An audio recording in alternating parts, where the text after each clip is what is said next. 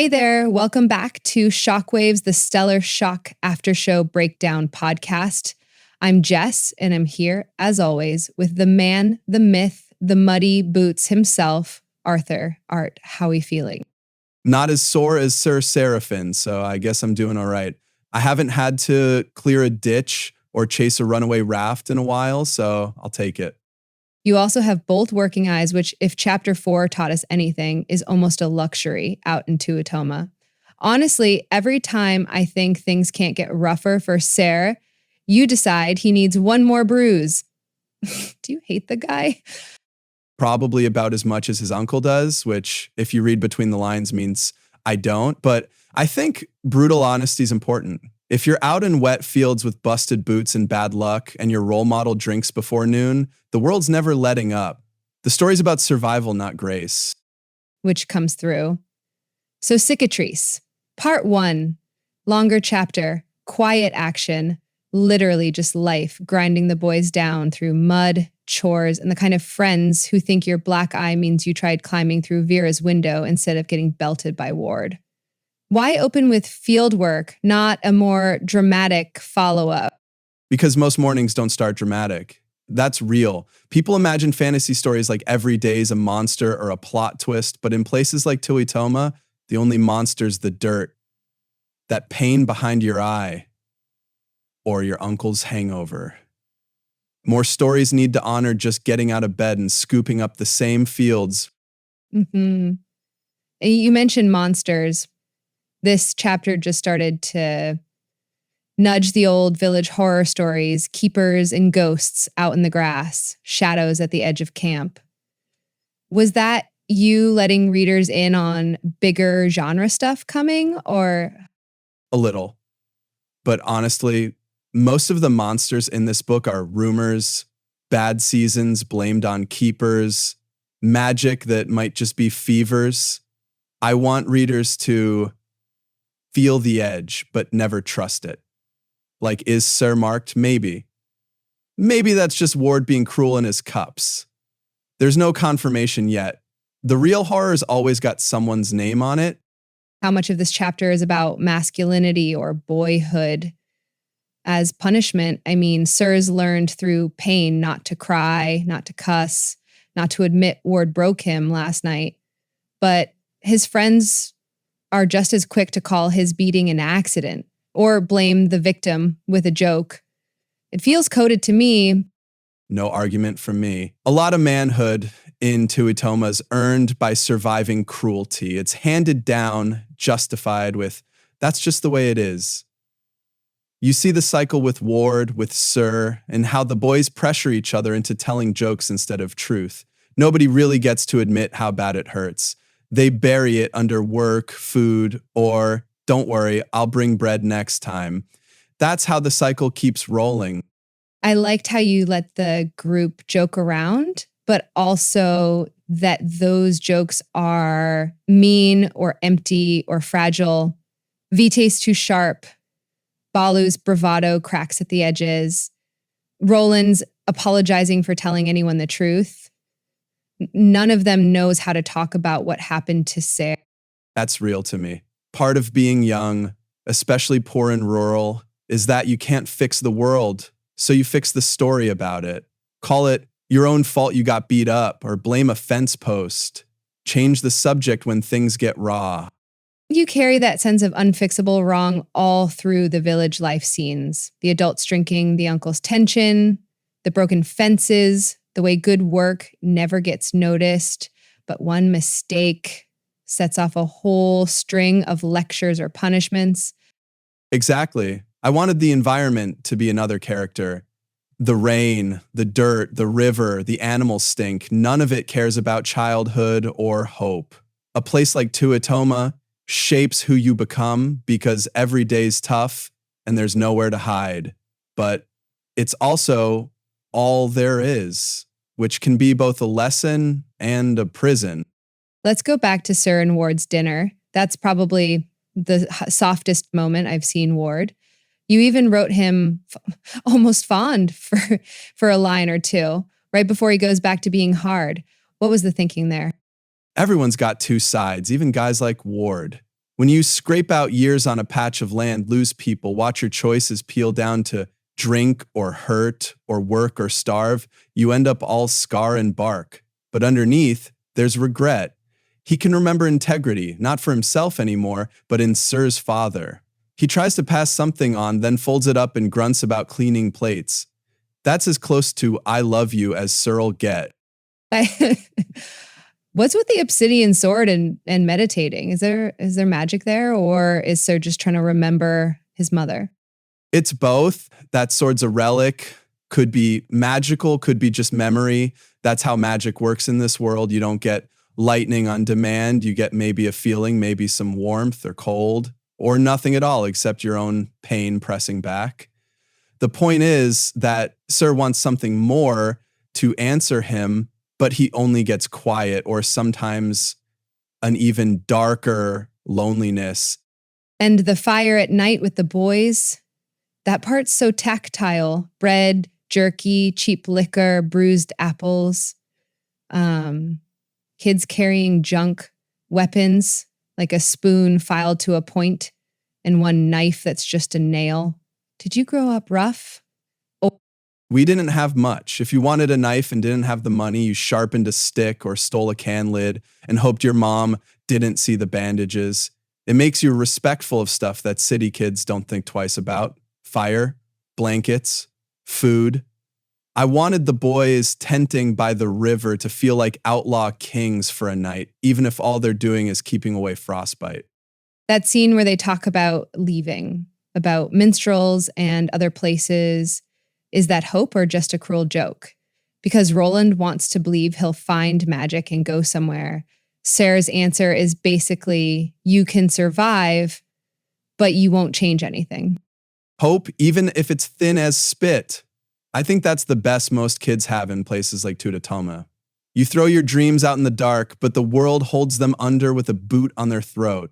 Still, you think about it. You plan. You tell each other, I'll build a raft. I'll leave. Reality always finds a way to walk through that campfire smoke and remind you you're still stuck here. But you have to at least try to hope, or you end up hard as Ward.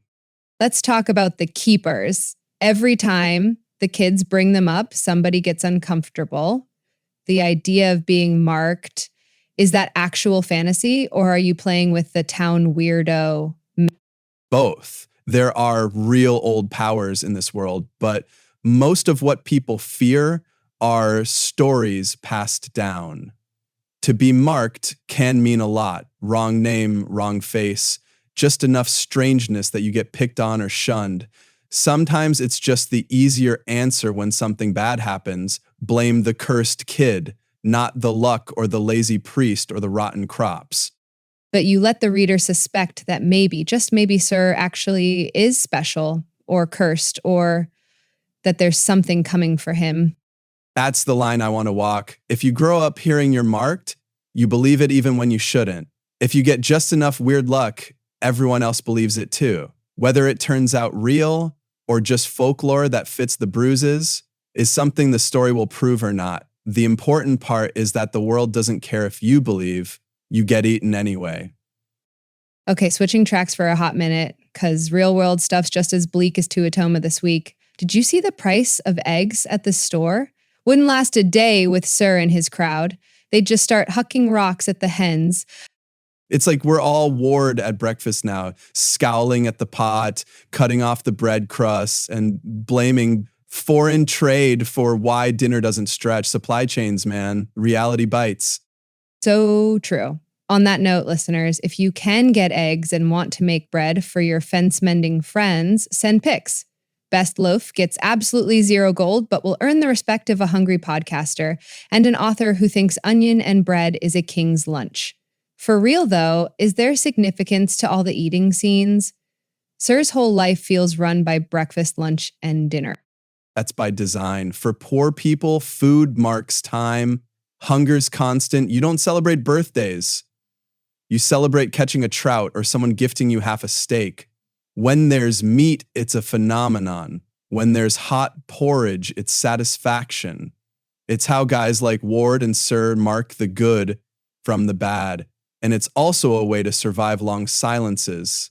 If you're eating, You don't have to talk about why everything sucked or why your uncle's got blood in his voice again. The morning after scene when the boys barter chores against fishing and trade meals for silence.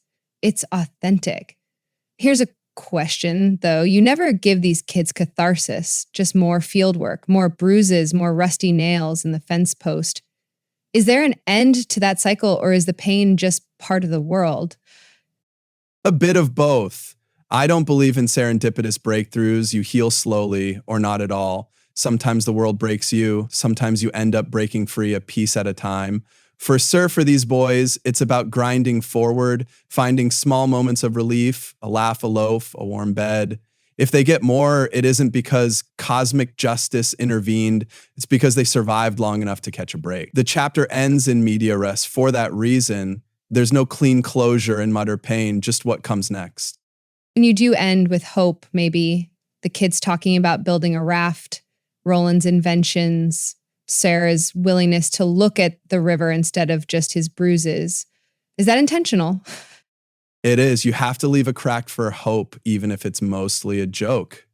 You have to believe you might one day finish that raft, or your uncle might wake up happy, or magic's real, or at least your next injury will happen for a better cause. If you don't give your characters that crack, eventually they're just walking corpses. Speaking of corpses, did the fox that dragged something limp between the hedges survive? That fox is the luckiest thing in Tuitoma. Eats better than Sir most days. It'll come back in later chapters, fatter and meaner, chasing chickens and maybe nipping some toes when everyone's asleep. Excellent. We stan a survivor. Fox has got more sense than anyone in that town. Let's break down some reader questions before we go further. We've got one from Martin in San Diego. Why does Roland get so much focus? He's younger, smaller, but his scenes with Sarah are some of the most raw. Roland matters because he's not ruined yet. He's the only one who hasn't been crushed flat by Tuitoma. His hope, his awkward apologies, his weird inventions, they're what Sir could have been in a different world, and what Sir might still protect. If there's ever a reason for Sir to leave or fight or kill, it's probably Roland. Angela from London asks, why the focus on weather and physical discomfort? All the detail about mud, wet boots, bruised skin, it's almost overwhelming. Angela's not wrong. I do that because most fantasy glosses over the suffering it takes to survive. You can't have adventure without discomfort. Weather, hunger, pain, they shape your mind. If the readers feel itchy, wet, tired, that's good. That's living inside Sir's boots. And why, for the love of God, do none of these kids have real knives? Someone's going to lose a finger with this filed spoon nonsense. Because Ward won't trust Sir with anything sharper after what happened years back, and because real knives mean real status. Boys scrape by on junk and whatever they can steal or barter, and that keeps them from doing real harm, but also keeps them powerless. In a richer place, every boy'd have a dagger. Here, you get a nail and a story. Let's pivot. What's up with the communal parent gossip? The way the village reacts to the stranger was a great touch. Crowd turns on you in 5 seconds, then drifts off when the Smith says enough. Was there a real-world inspiration, or is that just rural life? A bit of both. Small towns breed suspicion. Strangers are scapegoats. Doesn't matter if they just want shelter. People need someone to blame for the shit they refuse to fix. It's protection, but also projection. You see it everywhere, but especially when the resources run thin. Storm comes, pig goes missing, someone gets blamed for upending the order. Then you go home and check your own door twice.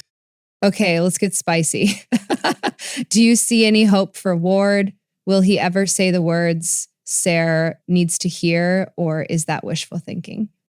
Ward is who he is. I wouldn't expect him to give a Hallmark speech. Maybe someday he'll hand Sir a clean cup and nod, it's the most he'll allow. The tension's always between what they need and what's possible. All right, time for the fun ending question. If you were dropped into the world of Stellar Shock, which job's yours? Honestly, farmer, tinker, outcast, village gossip, or the fat happy fox? I'd probably last a week as a tinker, break every tool, then end up running the muddiest sheep in Tuitoma. Gossip if I'm lucky, fox if the gods smile. I'd have the fox's back. Or I'd be the loudmouth at market who never gets invited to the campfire. But I'd probably die on that raft. We all would. That's the lesson here. Nobody outruns the river, but for a few muddy minutes, you can still float. On that note, we're wrapping part 1 of our breakdown.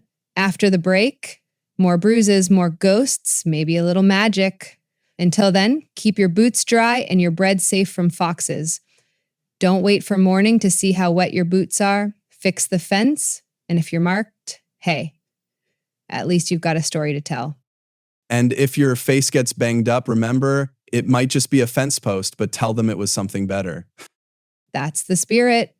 Catch you next time on Shockwaves. See you in the mud. Welcome back to Shockwaves, the official after show for Stellar Shock. I'm Jess, and with me, as ever, is Art, author, world builder, villain of my Tuesday nights. If I'm a villain, you're still the one asking the sharpest questions. It's my job, and the people demand it. All right, everyone, we're talking about Cicatrice Part 2, which is a monster of a chapter. If you're just tuning in, listen to the episode first. You'll need it. Then come back for the deep dive. Maybe a little mud on your boots. You did read it twice, right? Listeners, don't shortchange yourselves. This one's all about that feeling when nothing changes and everything does anyway. I want to start with Sarr. We get a lot of his day-to-day here. The way the chapter opens with him alone in the square, the stranger gone, cat butting at trash. It's grim and quiet and very much back to work. Why kick off that way? That's life for Sarr.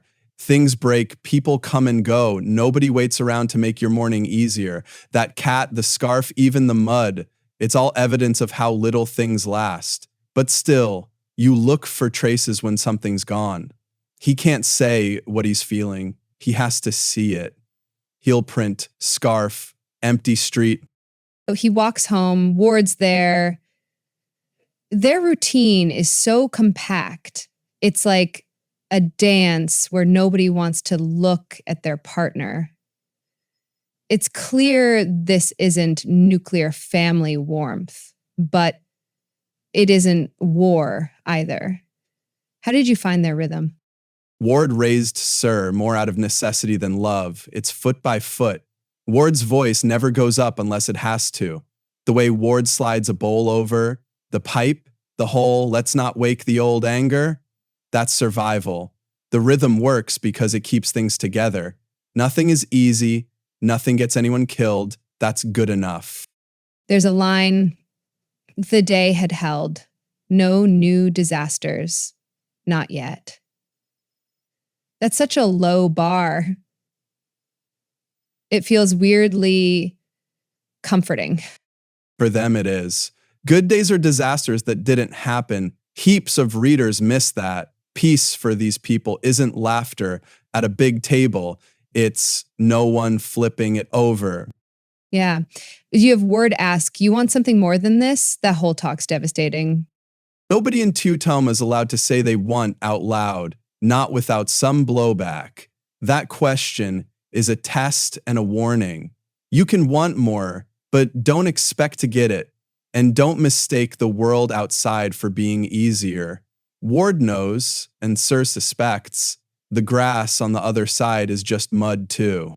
They patch the roof the next day, clear the gutter. Ward's knee acts up. Sir's hands find their rhythm. This chunk of the book reminded me, your prose never sits still. You show every chew, every swing of the hammer, every time sweat stings his face. That's not just King-ersk, it's almost documentary. People forget how much of life is physical. You write work, you show work. If you skim, you cheat. Readers who grew up sweating for a living. I want every swing, every ache. That's the cost of a real world. Roland appears with wire, scavenged. For once, he's the spark in all the drudge. It's nice. Sir's not alone. I love how Roland always has some plan. Wants to build something, fix or invent, never just patch. Were you that friend growing up? Or did you have a Roland? I've known a few Rolands, never been one.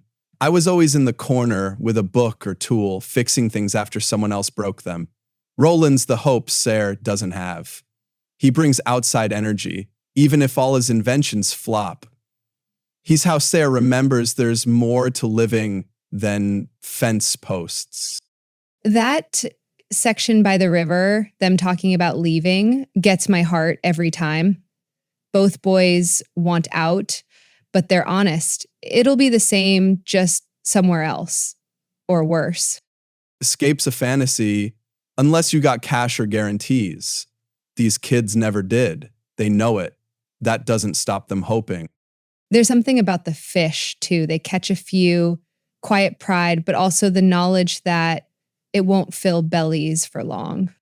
Fish, as currency, as pride, as luck. In a place like Tuitoma, your success, your meal, is always temporary. There's so much about routines, patching roofs, listing what's gone right, fixing fences. I feel like I know the topography of this house, how the boards creak, where the wind leaks, which corner smells like pipe smoke. How do you keep those details razor sharp but never poetic? Just pay attention. If you start calling something warm or golden or friendly, you're lying. Dirt's not friendly, smoke's not sweet. The board creaks, the floor scuffs, the stew's gray. You get details by leaving out the wishful stuff. Just say what's there. It's the same for conflict. When the stranger returns, wet, scarred, not asking for more than stew and shelter, nobody yells. There's no melodrama. Ward lays out rules. If you've done wrong, keep moving. If not, sleep and leave in the morning. That's survival for them. You don't threaten or beg, you just say what is. Ward treats him like a man, not a cause. The land will sort true from false soon enough. Sayre's pistol grip reaction to any strange sound. That iron poker, the way his hand moves, not his heart. Is that realism, or are you avoiding hearts pounding, stomachs twisting? Both. No one raised right gets caught by panic. You hear a tap in the dark, you reach for iron, you don't explain it to yourself. Physical first, reasons later. If you only write, he felt fear, you might as well mail your hands in and quit. I want to talk about gifts and secrets. The blank book Roland sneaks over. Pages waiting for Sir's words. It's the most hope you allow. Something blank, unruined, a place for plans. Hope is real, it just gets handed over in scraps, at risk. Roland risking the cold to hand off a book, Sarah hiding it. Those are choices with weight. The next day, the stranger's gone. Village talk's just rumors again. What's broken is mended. What's not mended gets written down. I liked how Sir divides bread, how Ward watches, not speaking. It's a living language of chores. Dialogue through action. You cut bread, you pass it, you see who does what. That's trust. Thank you gets spoken in muscle and doing. As a break, can we talk about current events? Because some of these themes, scarcity, strangers, what's owed, what's worsened by rumor, feel very much like, well, our now. You looking at the same headlines I am? You can walk outside anywhere right now, see someone patching a fence that broke under last week's storm, blaming it on the neighbor, the city, a stranger who walked through. The details change, the bones don't. I swear, the mud gets deeper every year, real world or not. Prices up, work never enough. villages or neighborhoods shrinking into whatever safety remains. Right. And news gets lumped in, but life's basic. Did the roof leak? Did the fence fall? Did you eat? If so, you survived. That's true in Tuitoma, and that's true this week anywhere. The grid fizzles. Right bits I really want to ask about. 1, Ward's stories. He brings up how back then nobody locked their doors. Gods as thick as midges. Now a stranger arrives and everyone's wound tight. You could have gone nostalgic. You don't. Why not? Nostalgia's poison. There are no golden ages, just different shapes of misery and luck. Ward remembers old stories because they're warnings, not promises. He never says it used to be better. He says it used to be different, and different wasn't always better. Even before, people drowned in the river or fought over fences, just with other clothes. I noticed the grind. Chores, work, patching, getting just enough to last. That's the real world, right? You watch shows, it's always about escape or some big victory. Here, just holding on is the win. That's reality for most people always was. Most lives don't get the escape. They just have moments where you patch the fence better or make it through a storm. Heroism comes down to doing your part, shielding one kid from a rotten board, teaching someone to hammer straight. Yeah, but you sneak in joy like the festival night, the minstrels, the games, bread thrown, dice games, music even, if no one knows the words. Oh, that fills up the space between the grind and the grief. You can't grind every second. Even Ward lets himself laugh once the table's set and the chores are done. I like the festival because everyone drops their guard half an inch. Kids get sweets, grown men limp through a dance, fights start and stop before anything breaks. That's celebration in a hard world. The aftermath of the festival is brutal. Everyone's hungover, worn down, bruised from both joy and the work after. I like how the magic of the night just makes the next day colder, starker. That's the cost. Every warm moment comes attached to a new hole in the fence, a pig loose, or a busted lip. If you don't pay the price, you're not living in Tuitoma. You're in some other story. Okay, back to the book's entries. Sir keeps his notebook, recording every small thing. Why is this so important for his character? Do you see it as resistance, documentation, or just a way to make sense? All those. It's a record. It's defiance. It's a survival tactic. In a place where history gets washed away every time the river floods, writing something down means you exist, and maybe someone else will believe it someday. It's not hope, not quite, but it's not surrender either. You've got kids wrestling, fixing fences, fighting over nothing, building traps that hardly work. It reminds me, these characters, flaws and all, never dramatize themselves. Even their arguments have weight, but not fireworks. Is that deliberate? Fireworks don't last. Nobody screams all the time unless they're exhausted or fake. Here, trouble's measured. Will this argument wreck supper or just fill the air for an hour?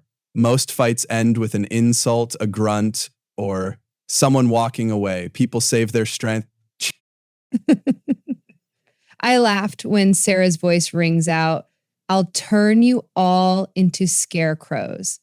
Every village has someone like her, right?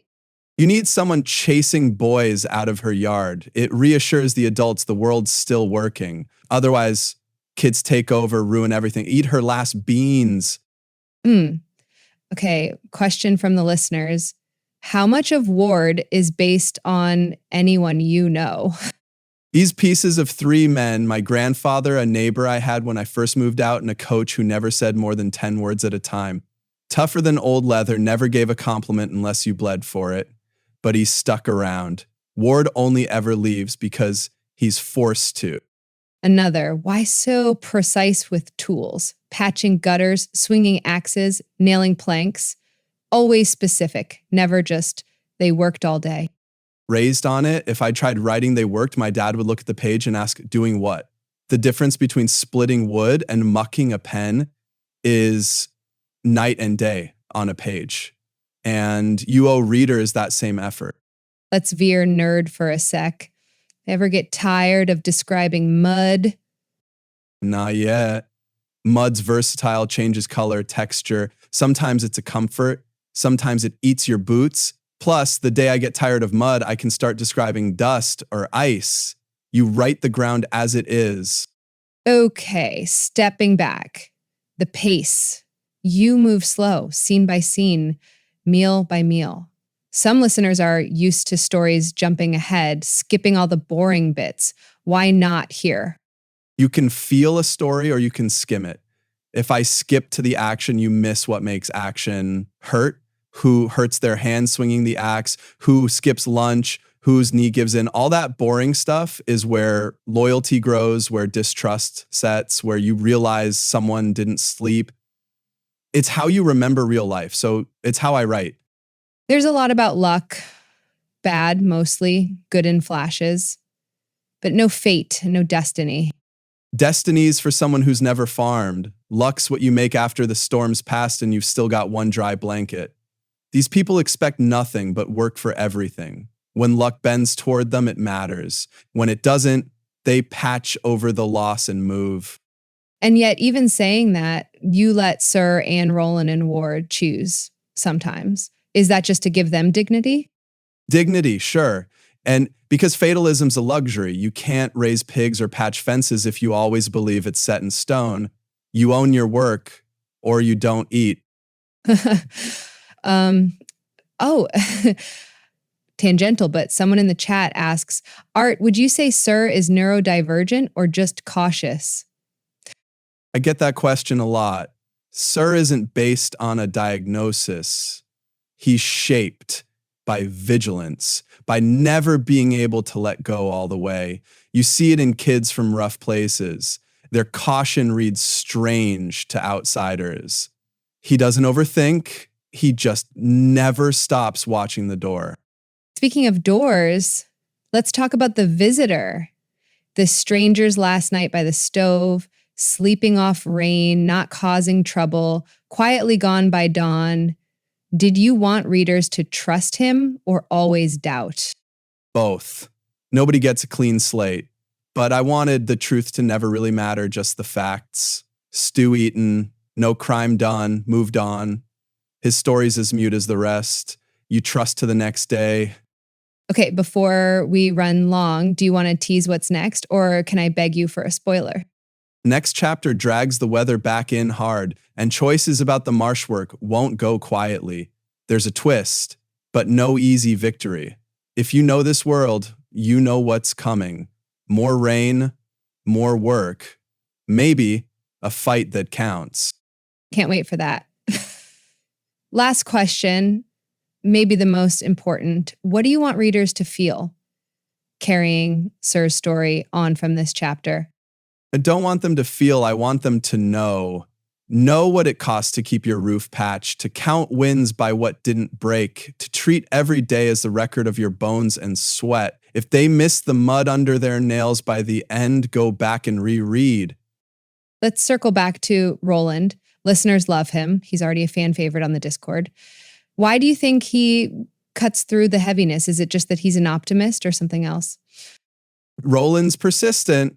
Optimism's too soft a word. It gets up every morning with some new plan, even knowing none of it will make life easy. He's stubborn. That's more valuable than hope. Some folks get broken by routine, by hunger, by seeing fences fall again and again. Roland doesn't. He looks for the next thing he can twist, fix, or set ringing just to feel alive. The bell over the Sarrafin gate. That's a Roland classic. Patchwork invention. Noisy, draws attention. Have to warn. Have to have something new in a routine that never changes. You ever build anything like that when you were a kid? Rope, wire, buckets to catch rain, traps for mice, mainly contraptions no one else wanted. Kids build to keep their heads busy, mostly, sometimes to prove they aren't just another pair of hands for chores. Roland and Sir have that moment in the yard, leaning into the sun-warmed wall, talking about what they'd do given the chance. They both hedge. Maybe leave, maybe stay. Nobody admits what they want in straight words. Is that fear? Or is it just how young men talk? Both. You can't say, I want out without gambling the only things holding you in place. Friendships, familiarity. You put it on the table.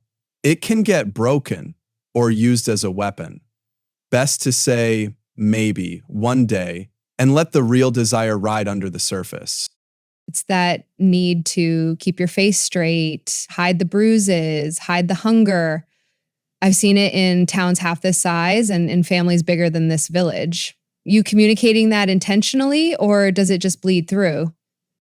It bleeds through from my own life. The silence after meals because there wasn't much to eat. The ritually cheerful maybe next year when someone asked about a new bike or a trip. In the book, showing beats telling, Roland's smile is an act of resistance. All right, realism check. When you write something like Sarah and Roland sitting on the boulder staring at the river, that's not you pulling from your head, right? You're remembering cramped afternoons, backs sore, someone's hope pressed into your shoulder.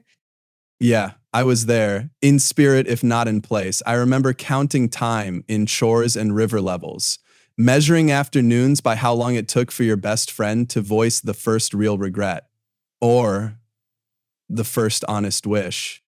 How that lands. And you're careful not to push sentiment on them.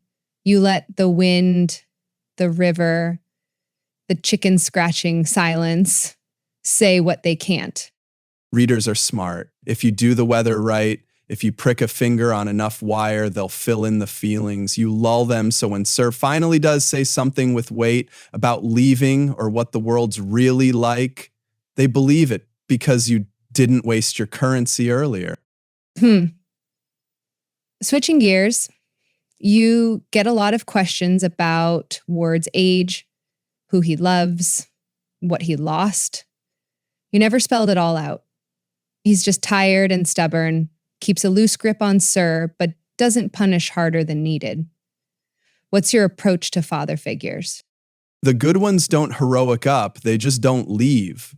Ward stays. He teaches by doing, not by speech. When he has something to say, it's never a fable or grand lesson. Usually just don't let the fire die, help with the gutter, or patch what you break. That's love in his code. I get that. There's a warmth in them eating parallel, not looking, sharing bread, crossing the kitchen so quietly. It's not emotional, it's survival. But there's a care there, hidden. Most care is hidden unless you want to get it knocked out of you. The podcast fans are pretty obsessed with the recurring bit about the stove never warming Sir's toes. They want to know, is that a metaphor or just a really bad stove? It's just a bad stove, sorry. No symbolism, huh? If you want symbolism, look at where the heat pools and where it doesn't. But I'm not driving at meaning, just saying most doors leak, most stoves underperform, and a lot of us have cold feet in every sense. I want to hear about the bell again. Roland's inventions keep coming back. Fans are building diagrams. Good, they should try building one. That bell's not magic. Twisted wire, a bent spoon, experimental and loud enough to matter. The sum of all their inventions is hope with sound attached. Even if it falls off, you'll hear it before you find it crashed in the dirt. You do get somewhere mythic, but always undercut. When Ward talks about when men cross the ferry in the dark, trusting luck, and gods in the fields, you never let it go sepia. Why resist turning history into myth? Myth is what you get when you lose the details. I give details so you don't have to mythologize. You can remember your own grandfather's lies or the one time a stranger slept by the stove and stole nothing. Let someone else tell the epic someday. I want the facts. On the topic of facts, Sir gets this stub of a pencil and a battered book, and suddenly he's got a way to write. maybe even invent his truth. Readers are flooding the DMs about it. How much is Sir's mind changing by putting pen to paper? It's small, but it matters. Writing something down claims ownership. Every day, all over the world, someone starts a list or a record, and that's their rebellion.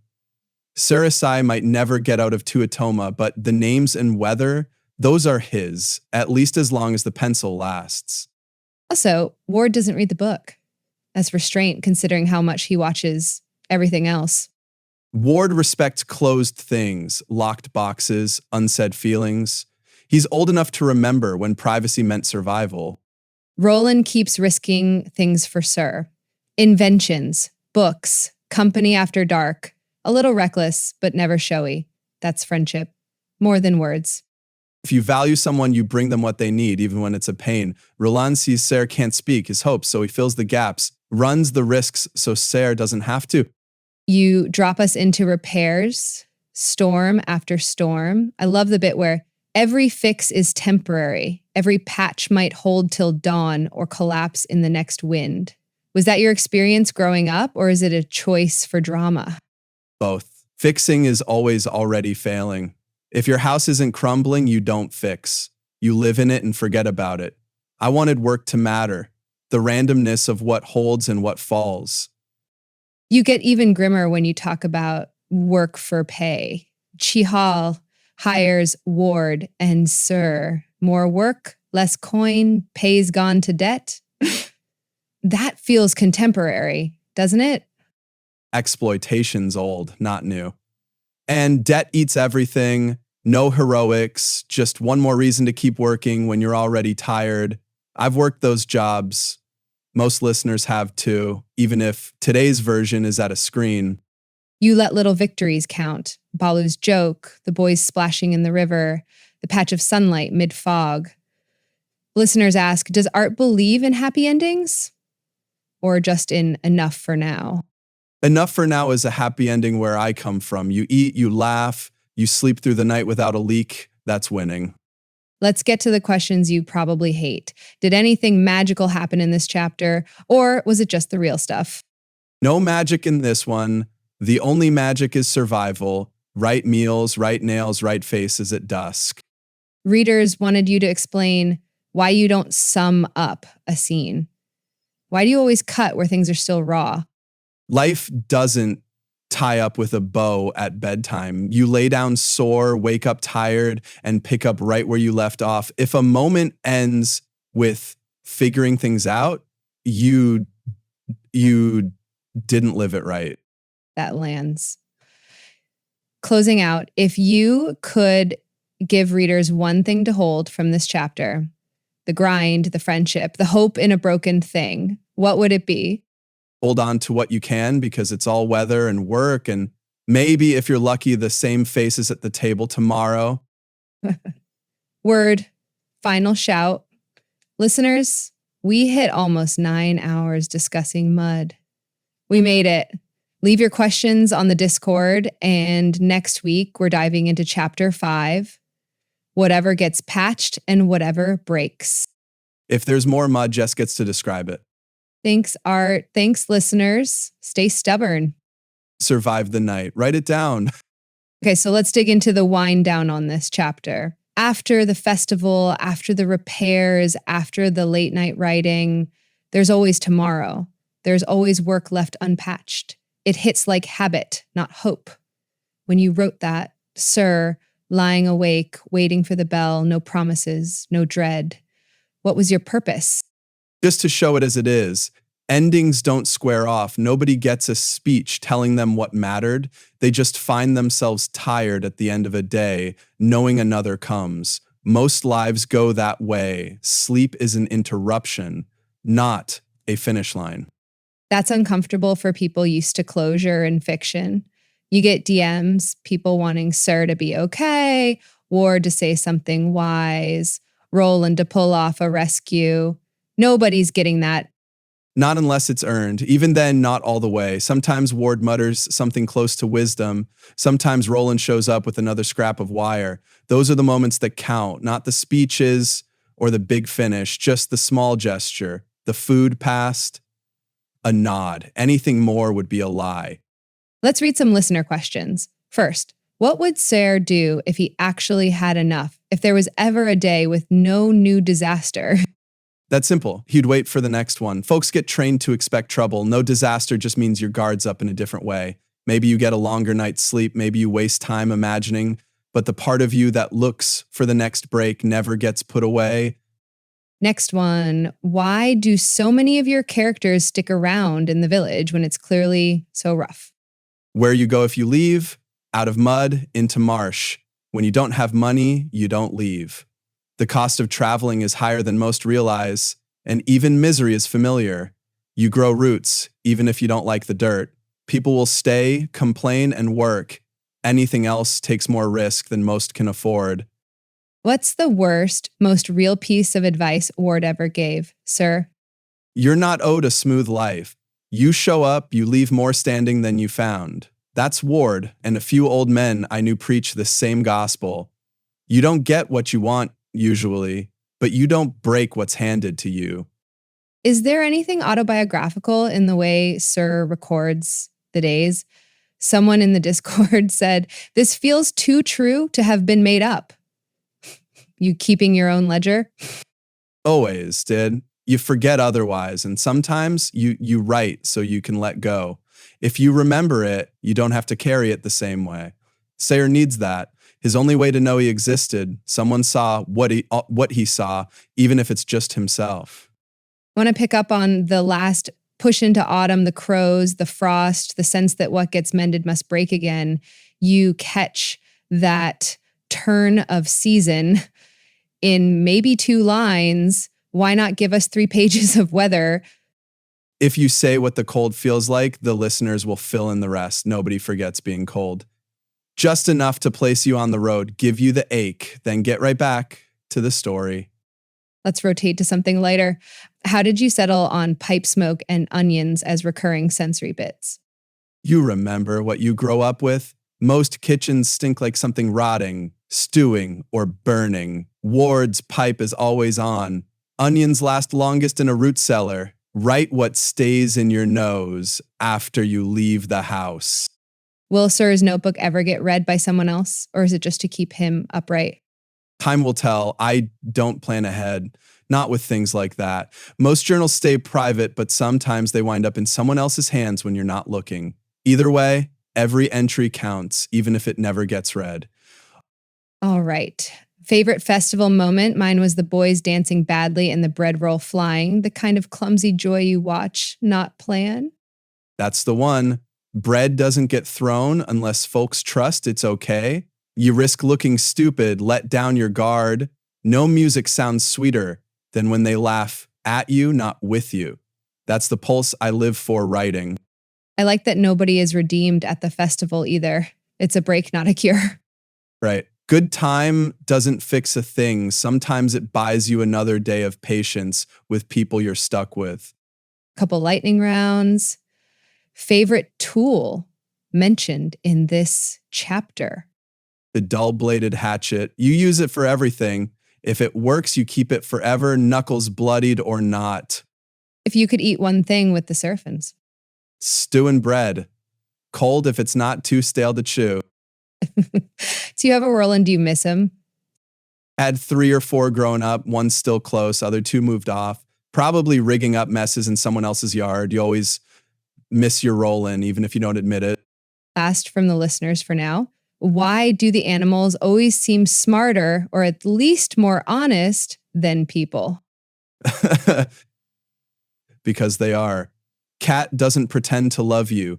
Pig never lies. It runs, roots, eats, gets out when the fence drops. People ought to take notes. Couldn't agree more. All right.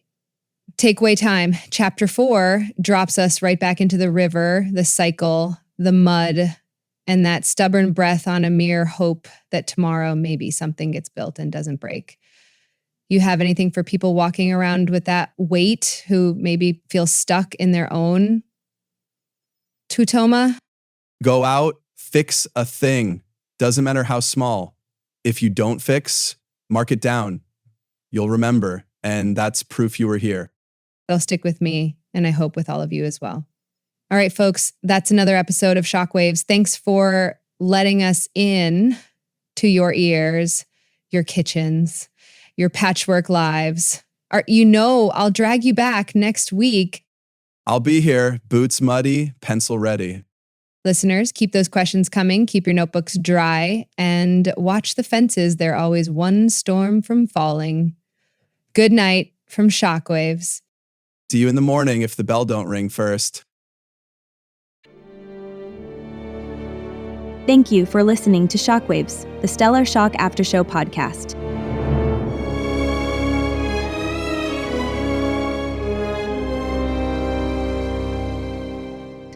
If you're enjoying the pod and wish to support us further, please consider joining our Patreon community at patreon.com/vertical.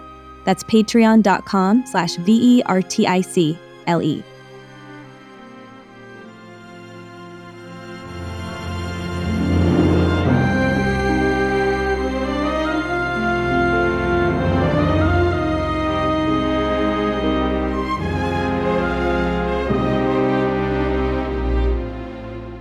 This episode of Shockwaves is a production of Vertical Media LLC, all rights reserved. Produced and edited by our talented team, the fabulous theme music was created exclusively for Shockwaves and is used with permission.